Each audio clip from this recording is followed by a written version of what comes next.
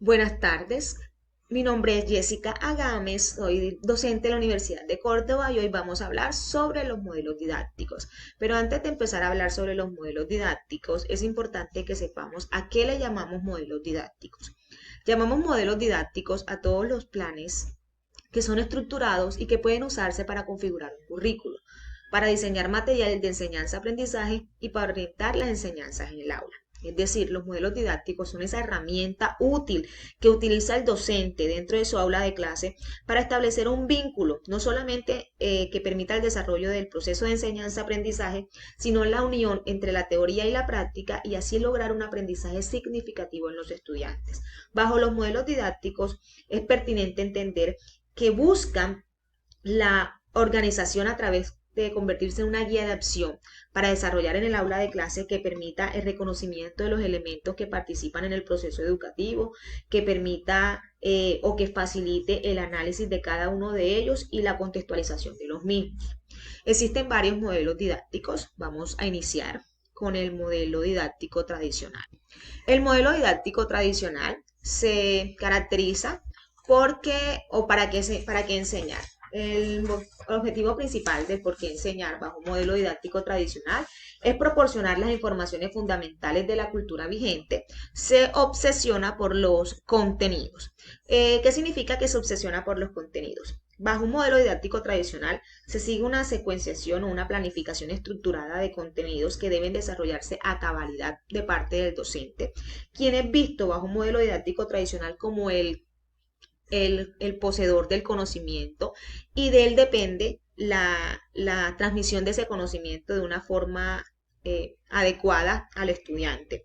¿Qué se enseña? Se enseña o predominan los saberes disciplinares, los saberes conceptuales. Es uno de los modelos didácticos más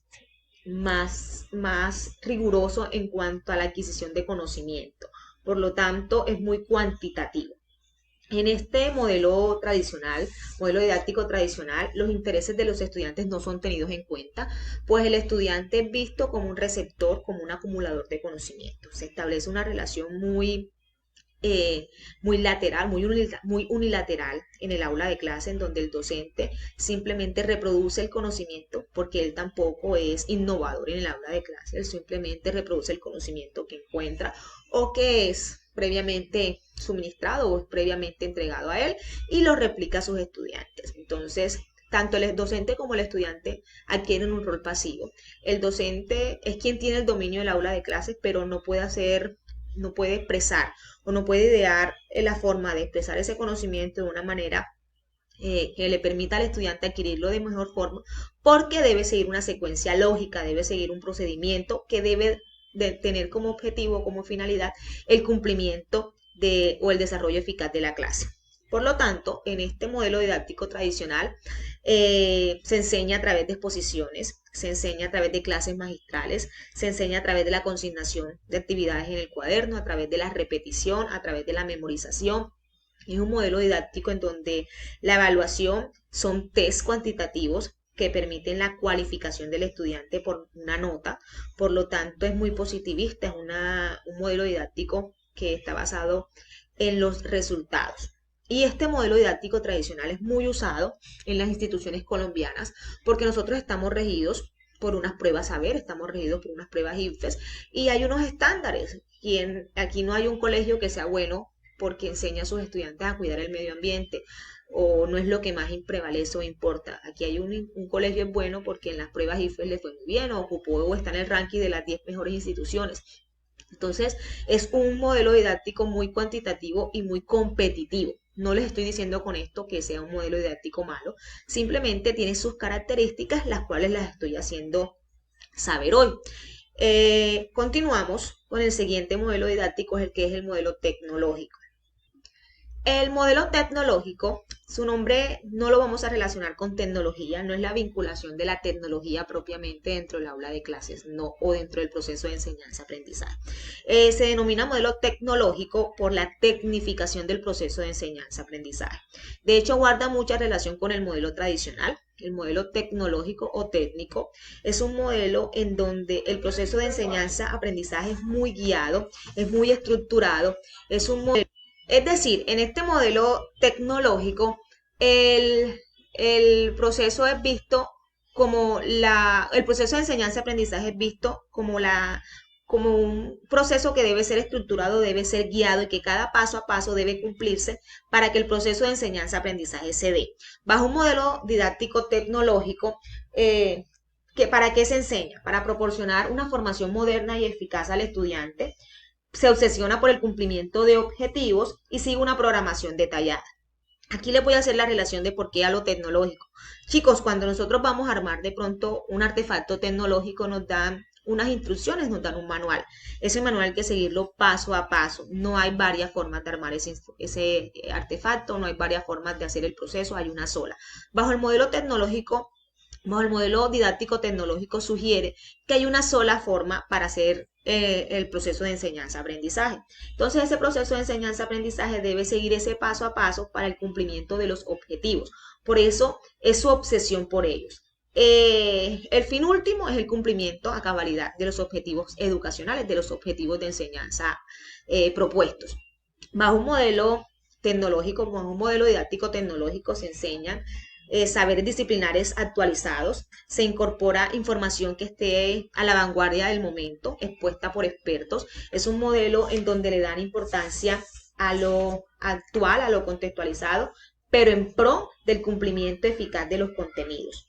No se tienen en cuenta tampoco los intereses del estudiante, sí sus ideas, pero para dar cuenta a ellos que están en errores. Sus ideas son vistas como errores que al orientar bajo un modelo didáctico tecnológico se le incita al estudiante que el seguimiento del paso a paso del procedimiento permite el cumplimiento de los objetivos. Bajo un modelo tecnológico hemos desarrollado muchas veces las clases, por ejemplo, de matemáticas, cuando los profes nos decían, el resultado estaba bien, pero el proceso no, que debían seguir el paso a paso para desarrollar un ejercicio matemático de ecuaciones. Y si no lo hacían de esa manera, el ejercicio estaba malo. Entonces ahí nos estamos refiriendo a un modelo técnico, un modelo tecnológico, en donde el paso a paso es mucho más importante que el resultado. Ese paso a paso debe ser tal cual como es expresado por el estudiante, por el docente. No hay varias formas de desarrollar un proceso, no hay varias formas de encontrar un resultado, hay una sola, bajo un modelo tecnológico, aclaro. ¿Cómo se enseña? En el modelo didáctico tecnológico también se enseña a través de la exposición, a través de la repetición e importante, a través del seguimiento rígido del procedimiento o de los pasos expresados por el docente dentro del aula de clase. Este modelo tecnológico, su evaluación está centrada en la medición detallada de los aprendizajes, atiende al producto, pero sí intenta medir algunos procesos. Por eso hay unos test iniciales y hay unos test finales. Y en estos test se mida la importancia o la comparación que se hace es la importancia o el antes de no seguir un paso a paso para lograr un objetivo y el después de seguir un paso a paso para el cumplimiento de ese mismo objetivo. Bajo este modelo tecnológico se trabaja mucho las clases virtuales porque en estas clases debe ser muy específico el trabajo que se debe desarrollar. No, vuelvo y les digo, no por la mediación con las TIC, no, sino por la tecnificación, por el seguimiento de procesos, por el seguimiento de pasos. Continuamos entonces con el modelo espontaneísta activista. El modelo didáctico espontaneísta activista educa al alumno incluyendo a la realidad que le rodea. Alumno aprende a observar, a buscar información, a descubrir. Este modelo didáctico espontaneísta es mucho más contextualizado, es mucho más aterrizado a la realidad del estudiante, por lo tanto, es un modelo didáctico que se basa en la búsqueda de la solución de problemas del contexto, de la problematización, de encajar los contenidos con la realidad, de enseñar a través de las experiencias del estudiante. Por lo tanto, el estudiante acá tiene un rol muy activo, un rol en donde aprende a partir de sus experiencias y a partir de la cultura y a partir de la sociedad. Tanto sus experiencias como la sociedad vienen a formar el contenido que se desarrolla en la escuela. Se evalúan las destrezas de observación, recogida de datos, técnicas de trabajo de campo y actitudes. El docente actúa como coordinador, líder social y afectivo. Bajo un modelo espontaneísta activista es muy válido las salidas de campo, es muy válido las actividades afuera, fuera del aula de clase, es muy válido empezar la clase a partir de las experiencias que cuentan los estudiantes. Es muy válido aprender de las experiencias de mis compañeros. Es muy válido el trabajo cooperativo, el trabajo en equipo.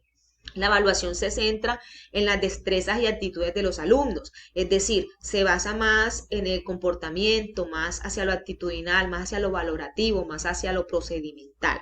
Se evalúa más el desarrollo del niño en el ambiente, en el aula de clase, que el resultado o el aprendizaje adquirido se hace a través de las observaciones y el análisis del trabajo del alumno. ¿Para qué se enseña bajo un modelo didáctico espontaneísta? Se educa al alumno imbuyéndolo en la realidad inmediata. La importancia del factor ideológico, es decir, las experiencias que son tenidas en cuenta dentro del aula de clase para realizar una pregunta problematizadora o un eje problematizador dentro del aula de clase son experiencias actuales, son experiencias que están viviendo o que son espontáneas, son del momento y a partir de esas experiencias se aprovecha para empezar a incluir el contenido conceptual y vincularlo con el contenido procedimental o el desarrollo del contenido procedimental.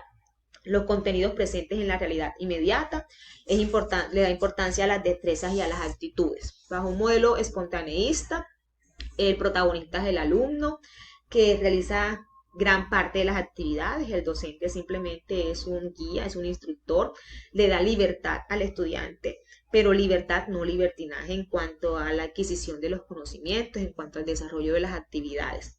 La evaluación está centrada en la destreza y en la parte de las actitudes del estudiante, en cómo atiende, en cómo se identifica, en cómo desarrolla cada una de las actividades. Bajo este modelo espontaneísta se enseña la metodología basada en el descubrimiento espontáneo, en la realización del estudiante como persona, en la vinculación de la realidad que le rodea, en la realidad que lo vive y la relación de este con el aula, con lo que está viviendo en el aula de clases, la contextualización del aprendizaje para lograr lo que se denomina aprendizaje significativo. Este modelo es muy difícil de desarrollar porque es muy difícil tener en cuenta los intereses de cada uno de los estudiantes para desarrollarlos en el aula de clase cuando contamos con grupos muy numerosos y esto requiere de un trabajo más personalizado, más individual. Por lo tanto, es un modelo que requiere un compromiso por parte del estudiante mayor que por parte del docente, pues éste actúa como guía, como orientador en el proceso. Por hoy vamos a hablar solamente de estos tres modelos didácticos, quedándonos pendientes dos, para que ustedes empecemos a estudiar este video, empecemos a escucharlo, a buscar lecturas, a buscar teorías, a buscar características de cada uno de ellos para compartir en la clase y continuar con el siguiente video sobre los modelos colaborativos y el modelo comunicativo. Por hoy es todo, chicos. Muchísimas gracias. Si necesitan contactarme o si tienen alguna duda, este es mi correo institucional. Muchas gracias, que estén bien.